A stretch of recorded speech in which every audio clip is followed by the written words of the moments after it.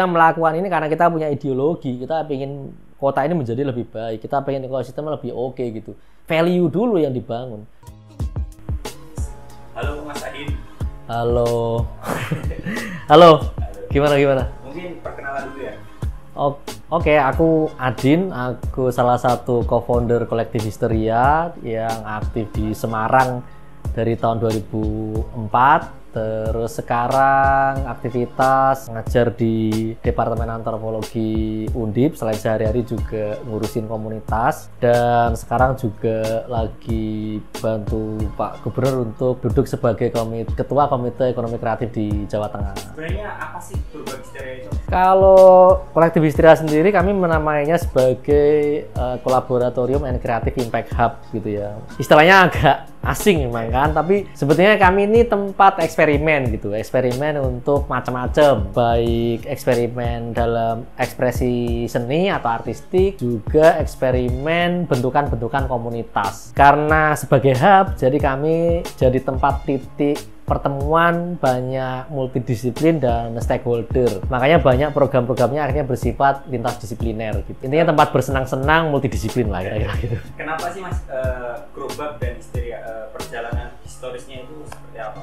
Kalau sejarahnya memang kami berawal dari kelompok seniman yang memang saat itu mulai memahami bahwa Semarang itu bukan lahan yang cukup subur untuk mengembangkan ekspresi artistik, terutama apresiasi ataupun produksi-produksi yang lain gitu kan. Nah, dari sana kemudian mulai muncul keinginan untuk membentuk wadah yang menampung teman-teman yang sevisi. Ya, seperti komunitas-komunitas yang lain kan, kita berkumpul karena kita menyenangi satu hal. Pada saat itu kesenian, terutama sastra. Terus kemudian pada perjalanannya kami banyak bersinggungan dengan disiplin seni yang lain sehingga membuat Histeria sekarang berbentuk multidisipliner gitu.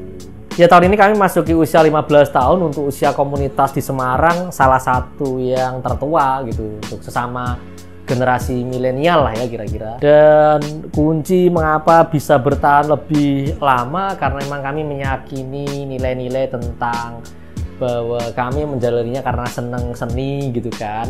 Ini sudah beyond economic value gitu. Maksudnya kami nggak serta-merta mikirin bahwa ini untung rugi gitu pada akhirnya gitu kan. Ini klise tapi kayak apakah itu panggilan hati atau apa, tapi itu memang terjadi dan kami mencintainya gitu. Kami mencintai kesenian, kami mencintai aktivitas kebudayaan dan tentu saja cinta pada kota ini gitu kan. Nah, itu yang membuat kami akhirnya survive. Bagaimana caranya? Tentu kita cari cara gitu kan. Tapi tidak ada jalan yang lebih enteng. Tapi kalau jalan berat ini dijalani dengan cinta mungkin akan lebih ringan kali ya. Jadi kira-kira cinta itu jadi faktor utama, tapi kemudian kami sadar bahwa yang kami lakukan ini bisa dimonetisasi, bisa diuangkan atau ada masa depan ya. Tapi sekali lagi kalau kita mengawali di Semarang hanya basisnya pengen sukses sebagai pebisnis kreatif misalnya atau pebisnis seniman gitu ya kira-kira, dari pengalaman kami banyak yang tidak tahan gitu kan. Karena Semarang sekali lagi bukan lahan yang cukup gembur untuk menumbuh kembangkan ekspresi artistik atau yang semacam itu gitu. Kalau di dalam Histeria sendiri itu apa aja sih Mas? Kayak apa yang aku tahu sih dari nobar film, itu ada bidang buku dan sebagainya. Programnya banyak, platformnya juga banyak. Jadi, tapi paling enggak di sini ada pemutaran film. Kami juga punya koleksi sekitar 1000-an judul film lebih yang bisa diakses oleh siapapun. Kami mengarsip zin atau terbitan alternatif ada sekitar 500-an zin. Terus kami juga ngarsip poster-poster seni dari tahun 2007 sampai tahun 2016 karena 2017, 2018 data itu hilang bersamaan laptop yang digunakan. Tapi paling enggak arsip ada, kemudian aktivitas juga banyak, ada diskusi, ada art project, ada bedah buku, ada, jadi banyak-banyak sih. Jadi kalau misalnya ada teman-teman yang berkaitan dengan isu seni, pengembangan komunitas, terus anak muda, isu kota, kami mungkin tempat yang tepat untuk saling berbagi pengetahuan itu. Yang aku ketahui di sosial media Histeria juga itu bergerak di tata kelola kota atau pergerakan kamu nih Mas ya. Iya. Itu menurut saya pribadi hal yang menarik juga. Kalau dari visi Histeria sendiri sampai masuk kampung itu, kalau visinya kan pertama jadi gini, Histeria itu kan di dalamnya ada banyak platform. Nah, Histeria punya visi sendiri, kemudian kami bikin platform juga namanya Peka Kota. Itu banyak melakukan riset atau kajian isu mengenai perkotaan.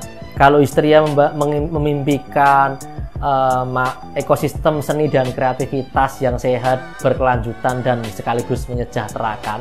Jadi mimpinya seniman itu ya hidup dalam ekosistem yang oke, termasuk kesejahteraannya juga terjamin gitulah kira-kira ya, dan berkelanjutan gitu kan. Nah, berkelanjutan ini juga berhubungan dengan kota itu sendiri, bagaimana kota itu menjadi satu kota yang nyaman dan diinginkan oleh semua orang gitu. Jadi visinya ya kita tentu saja pengen hidup yang lebih baik gitu kan, dan apa yang kita geluti hari ini juga bisa memberikan feedback yang cukup oke bagi para pelakunya gitu.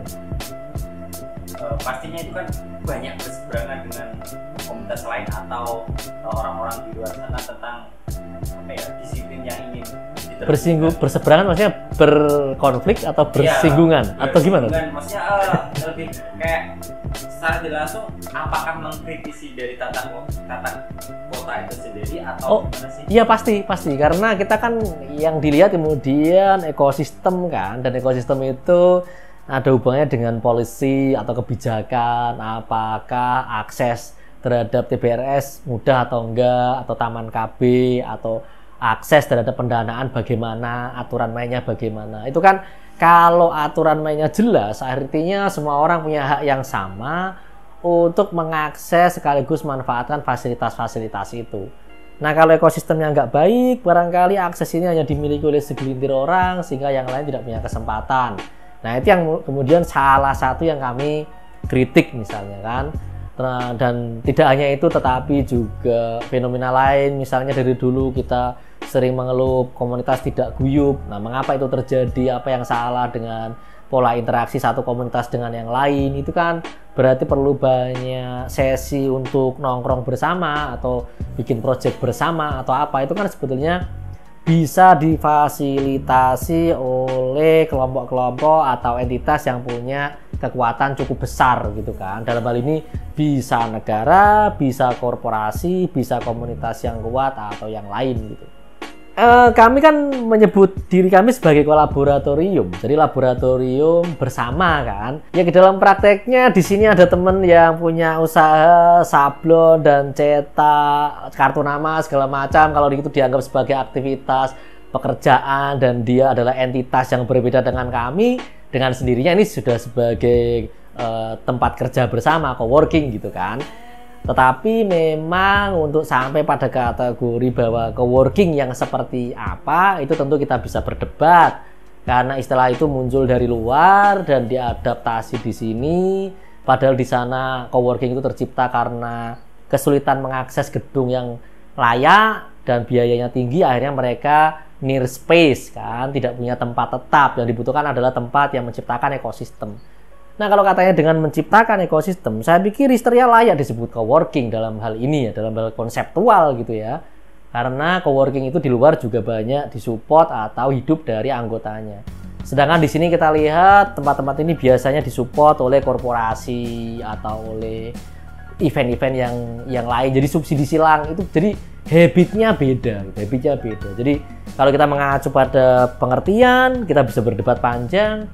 Tapi kalau mengacu pada fungsi-fungsi, sebetulnya yang terjadi di Histeria itu adalah laboratorium bersama gitu kan.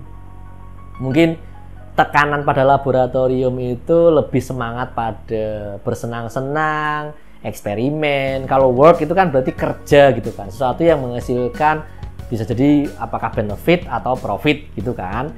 Kalau di sini kan ya laboratorium ya kadang-kadang menghasilkan, kadang-kadang justru buang uang gitu-gitu kan. Jadi aku pikir lebih santai sih ya, lebih cair dan lebih sesuai dengan kebutuhan yang diinginkan di Semarang barangkali.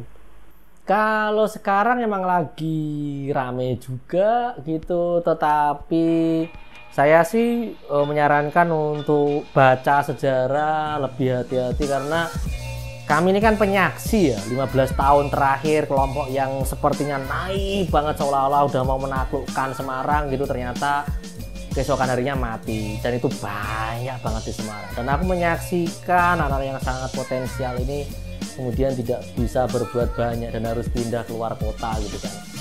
Jadi euforia komunitas hari ini memang perlu pembacaan yang lebih serius, terutama untuk teman-teman yang membayangkan satu platform yang berjangka panjang gitu kan. Ya memang itu bisa by doing gitu kan, tapi berkaca dari kenyataan yang ada, kelompok-kelompok yang sangat optimistis pada 3 tahun yang lalu, 5 tahun yang lalu, 10 tahun yang lalu, nyatanya mati di Semarang. Itu harus diwaspadai betul. Penyebabnya apa? Kalau ngomong paling menarik misalnya seni rupa, misalnya seni kontemporer Indonesia hari ini tidak ada yang bisa menyamai booming tahun-tahun 2008 sampai sekitar 2010-2011 ya. Dari segi bentuk, ekspresi artistik, kuantitas aktivitas di Semarang nggak pernah ada. Bahkan sampai sekarang nggak ada yang menyamai frekuensi itu, karena saat itu booming seni rupa dan itu internasional. Dan semua kota besar mendapat imbasnya. Faktanya mati semua, alhamdulillah itu kan. Masih kayak hati-hati fluktuasinya bagaimana. Makanya bicara anatomi komunitas di Semarang itu perlu melibatkan pihak-pihak yang memang ngerti itu apaan, dan itu akan menentukan apakah arah kebijakannya, kemudian programnya akan dibentuk seperti apa gitu. Selama itu tidak pernah dipelajari, tidak pernah mau tahu soal itu, udah deh. Aku bisa bilang duitmu piro gitu. Uangmu berapa? Saya tidak merendahkan ya, tapi kita menjadi penyaksi kelompok-kelompok atau organisasi dengan budget ratusan ribu hingga miliaran nyatanya gagal di Semarang. Miliaran bro. Jadi kalau misalnya kamu datang ya dengan duit 100 juta, 300 juta, aduh, kamu siapa? Kan bukan itu. Tidak semata finansial ternyata untuk survival di Semarang. Banyak kelompok-kelompok yang jauh lebih kaya daripada histeria, balungan gajah istilahnya, nggak kuat di Semarang gitu loh. Artinya apa sebetulnya yang terjadi di kota ini gitu kan. Nah itu bacaannya jadi banyak gitu. Kita tahu misalnya Kampung Seni Lerep dulu yang berapa miliar itu diinvestasikan untuk itu gagal. Terus kelompok-kelompok yang didanai korporasi yang konon disediakan bahkan sampai gajinya gagal. Maksudnya saya pikir milenial hari ini yang dikenal sebagai digital native tentu saja monetisasinya macam-macam.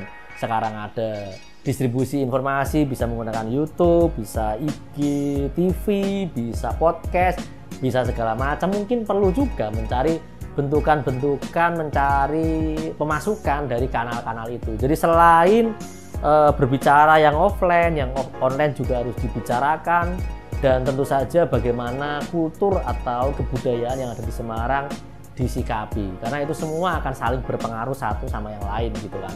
Bukan berarti polanya akan sama dengan kebudayaan sebelumnya atau generasi sebelumnya, tetapi yakinlah bahwa ada hal yang sifatnya agak menetap nih dalam kebudayaan tuh. Misalnya ketika polisinya nggak berubah, misalnya aksesnya tetap sulit, tetap nggak bisa kita intervensi gitu kan. Artinya itu harus dicek lagi itu, dengan siapa kita bergerak, dengan siapa kita berbicara, bagaimana dia membranding, bagaimana dia jadi desain thinkingnya untuk sebuah kota.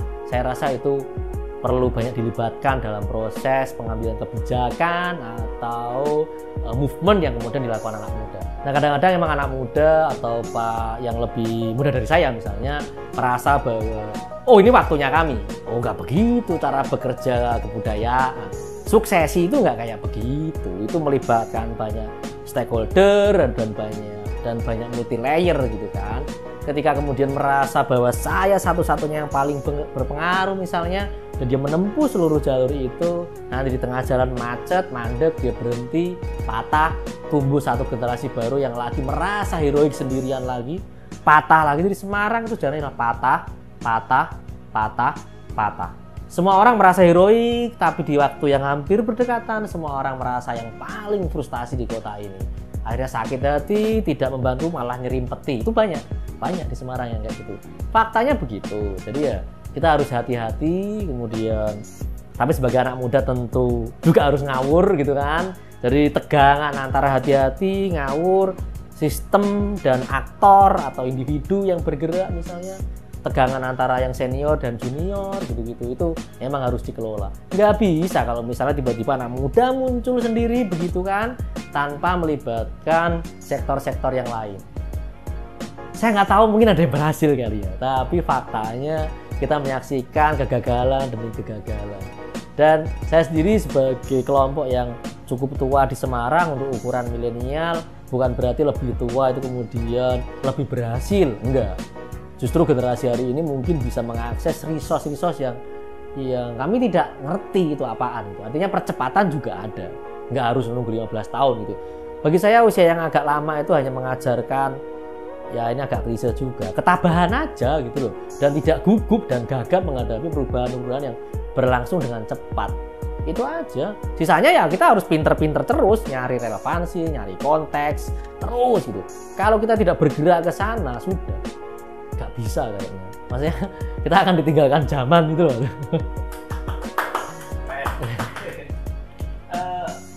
Berarti kalau dari sendiri udah apa sih Mas yang jadi latar belakang dari sampai 15 tahun ini? Value, basis nilai. Kita melakukan ini karena kita punya ideologi, kita pengen kota ini menjadi lebih baik, kita pengen ekosistem lebih oke gitu. Value dulu yang dibangun. Kalau value-nya udah selesai, diuji miskin selesai, diuji kaya selesai, sudah tuh baru kita bisa jalan. Kalau value-nya nggak kebangun, itu hanya berdasarkan profit atau berdasarkan benefit, biasanya nggak kuat lama. Karena nanti akan ada pertanyaan, kok nggak balik modal ya? Nah, kalau udah kayak gitu, wah kita nggak bisa ngomong gitu kan. Tapi kalau beyond economic value, itu jadi value, baru tuh sambil pelan-pelan kita bisa cari resource-resource yang lain. Karena kan keuangan itu kan bisa dicari dengan banyak jalan gitu kan. Kadang-kadang aktivitas histeria itu tidak menghasilkan uang secara langsung, tapi itu bisa jadi portofolio yang bagus. Akhirnya dari portofolio yang bagus, kami punya kesempatan untuk akses kesempatan yang lain gitu kan. Dari pendanaan, dari isu, dari segala macam. Itu basisnya dari portfolio misalnya. Jadi bisnisnya bagi kami itu tidak seperti saya bikin teh langsung Anda bayar pakai uang cash, tetapi melingkar. Ini nanti muter baru dapat hasil. Jadi hanya butuh ketabahan untuk mengakses prosesnya itu yang biasanya teman-teman nggak tahan. Kalau secara personal sendiri nih Mas Adin yang menguatkan. Kalau itu kan tadi dari cara keseluruhan materi ya. Kalau secara personalnya sendiri dari Mas Adin pasti kan ternyata realistisnya gini, ternyata kok gitu Mas.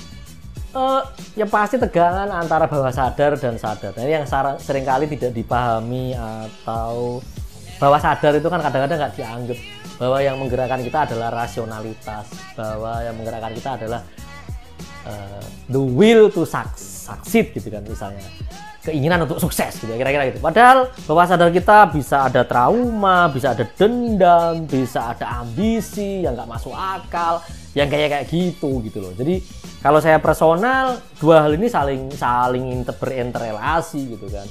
Kebencian yang besar atau cinta yang besar, trauma yang dalam butuh disalurkan segala macam, dan kegilaan itu harus disalurkan juga. Itu kan yang mungkin tidak banyak diungkap dalam sesi wawancara. Makanya tahun ini emang saya menerbitkan buku puisi yang pertama itu sebetulnya sebagai rangkuman atau apa yang membuat saya misalnya menjadi seperti ini. Tidak hanya semata-mata rasionalitas gitu, karena kalau histeria kemudian hanya dibaca sebagai aktivitas kebudayaan yang masif, itu sangat rasional di dalam kalkulasi program-program histeria. Tetapi bawah sadarnya apa gitu, itu kan manusia itu kan, itu dua hal itu saling berpengaruh. Dan itu kalau kita perhatikan banyak art space di Indonesia juga itu dibikin karena hasrat yang impulsif gitu. ego, ingin membuktikan kamu bisa, aku ya bisa, kira-kira gitu lah ya. Atau cuma gini aja, wah, itu kan ego, itu nggak rasional.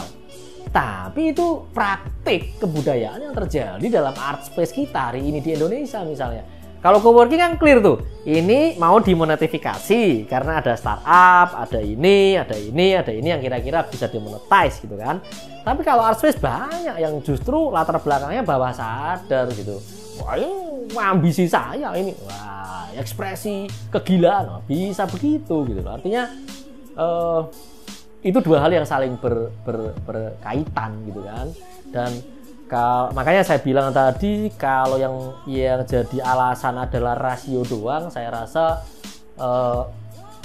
nggak cukup gitu. Makanya di titik itu saya bilang cinta yang paling gimana itu klise, tapi itu termasuk yang menguatkan, atau alasan-alasan bawah sadar lain bahwa kemudian ini kalian harus membawa persoalan ini lebih rasional karena kalian harus meyakinkan banyak pihak, karena kalian ingin mengubah sistem misalnya. Nah, itu harus cari rasionalitasnya seperti apa, objektivitasnya seperti apa, sehingga alam bawah sadar ini kemudian bisa diterima atau tetap bisa logis atau bisa mewakili kepentingan banyak pihak gitu kan. Kalau kita ngomong kebijakan ya, atau ekosistem. Untuk penutup, ada nggak sih pesan-pesan bagi teman-teman yang ingin berkomunitas yang baru-baru nih? Oke, saya pikir pertama harus mencoba terus ya, dan jangan takut salah dan ngawur gitu kan. Itu penting gitu, karena tidak ada cara lain selain learning by doing gitu kan. Terus yang kedua, coba ngecek deh kelompok-kelompok misalnya yang cukup konsisten, bagaimana mereka menyiasati itu. Kan tidak hanya histeria, teater lingkar misalnya, Pak, wayang orang Esti Pandowo, sanggar tari greget, itu kan usianya juga lebih tua daripada histeria. Atau kelompok Pranoto Coro apa itulah misalnya. Atau ada komik Papilon, itu juga lebih tua malah dari histeria, tapi memang fokusnya tidak di pengembangan komunitas atau isu urban secara umum, tapi spesifik di komik gitu kan misalnya. Jadi belajar-belajar dari praktek-praktek yang sudah ada, saya pikir itu juga jadi sesuatu yang berharga, sehingga kalian ngerti tuh celah-celahnya di mana gitu. Oke, terima kasih Mas Adin untuk waktunya. Oke, terima kasih. Nah.